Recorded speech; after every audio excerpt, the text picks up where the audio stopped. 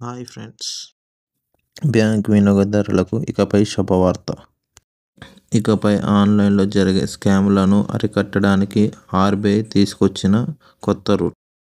దీని ప్రకారం అక్టోబర్ 31, 2025 నుంచి ఏవైతే ఉంటాయో బ్యాంక్ అకౌంట్ వెబ్సైట్లు, దాని చివరన banking.in అని ఉంటుంది. దానికి సంబంధించిన ఉదాహరణ చూడండి.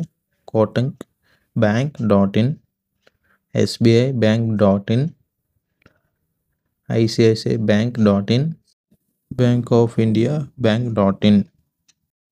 ఈ విధంగా బ్యాంక్ యొక్క అధికారిక వెబ్సైట్ చివరిలో bank.in అని ఉంటుందని మీరు గుర్తుంచుకోవాలి. ఆన్లైన్లో జరిగే స్కాములను నివారించడానికి ఆర్బీఐ ఈ కొత్త రూల్ను తీసుకొచ్చింది. Thank you for watching.